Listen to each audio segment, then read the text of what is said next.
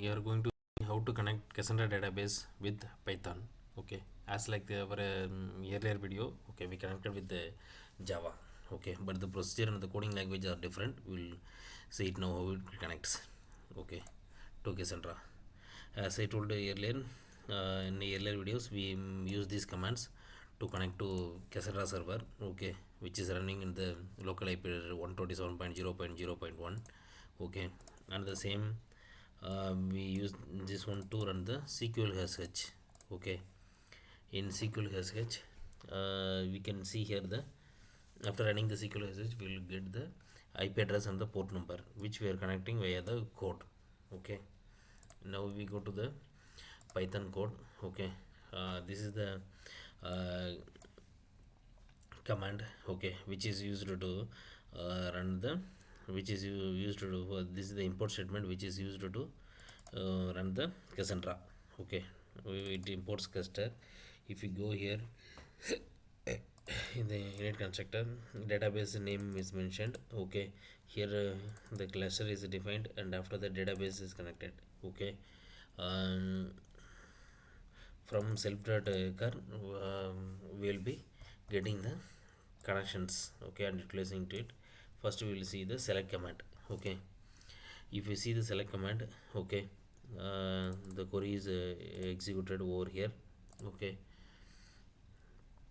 and after here, okay, we use the same execute command as like as Java. Okay, holding the select data card dot execute select query and it will return the result. Okay, over here, from here if you see how we are fetching the result.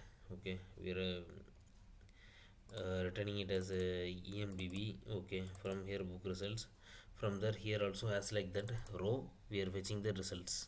Okay, as 0 what is the first column, second column, third column, like that it is mentioned. Okay, this is the select statement. Okay, how we are executing the select statement. And for insert, if you see insert booking details, here the data are given and after that insert booking details, this is the table. Okay, and here the columns, what are the columns are described or mentioned. Okay, if you are providing to all the column, there is no need to mention. Okay, and for the auto increment id, there is no auto increment id in Cassandra, so we will use the UID.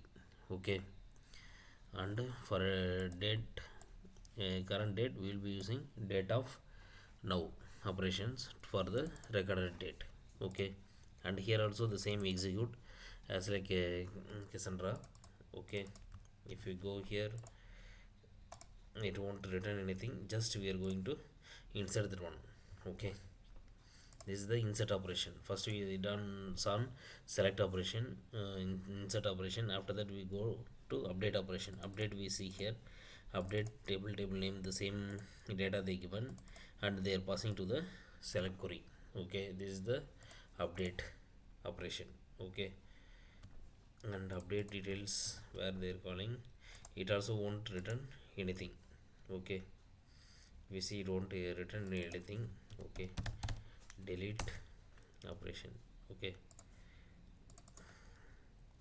delete, if you see here, here also the query is framed and after that we are sending the query to the execute method. Okay, here in the select statement, if you can see that hello filter. Okay, when the where condition is given, okay, to a select statement in Cassandra, we need to use hello filters. Okay, to filter according the upon the where condition. Okay, if it is not given, we can use similar like this. See here the allow filter will not be given. Okay, if you are using the where condition, you need to use this allow filter. Okay, code we already shown. Okay, this is the piece of the code which helps to connect to Cassandra and this is the library. Okay, that library imported a library for this Cassandra. Okay,